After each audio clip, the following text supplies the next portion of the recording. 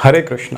श्रीमद् भगवद गीता के अध्याय 12 भक्ति योग के पहले श्लोक में अब आगे अर्जुन ने भगवान श्री कृष्ण से कहा, एवं सतता युक्ता ये भक्ता स्वाम पर्युपासते ये चाप्यक्षर म्यव्यक्तम तेषाम के योग वित्तमः। अर्थात अर्जुन ने पूछा, जो सदैव आपकी सेवा में तत्पर रहते हैं या जो अव्यक्त निर्विशेष ब्रह्म की पूजा करते हैं, इन दोनों में से किसे अधिक पूर्ण माना जाए। हरे कृष्ण।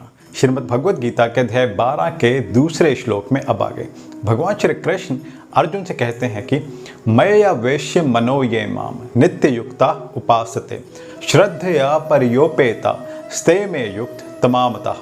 अर्थात जो लोग अपने मन को मेरे साकार रूप में एकाग्र करते हैं तथा अत्यंत श्रद्धा पूर्वक मेरी पूजा करने में सदैव लगे रहते हैं, वे मेरे द्वारा परम सिद्ध माने जाते हैं। हरे कृष्ण।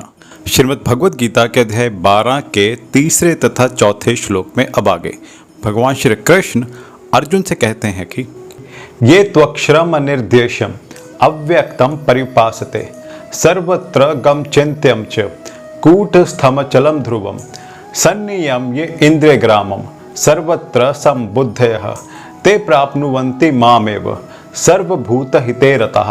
अर्थात लेकिन जो लोग अपनी इंद्रियों को वश में करके तथा सभी के प्रति संभाव रखकर परम सत्य की निराकार कल्पना के अंतर्गत उस अव्यक्त की पूरी तरह से पूजा करते हैं, जो इंद्रियों की अनुभूति से परे है, सर्वव्यापी है, अकल्पनीय है, अपरिवर्तनीय है, अचल तथा ध्रुव है, वे समस्त लोगों के कल्याण में संलग्न रहकर अंततः मुझे प्राप्त करते हैं।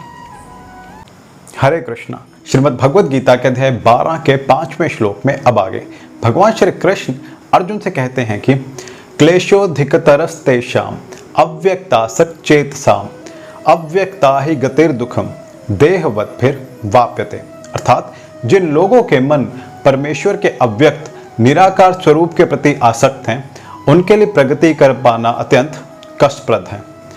देहधारियों के लिए क्षेत्र में प्रगति कर पाना सदैव दुष्कर होता है। हरे कृष्ण।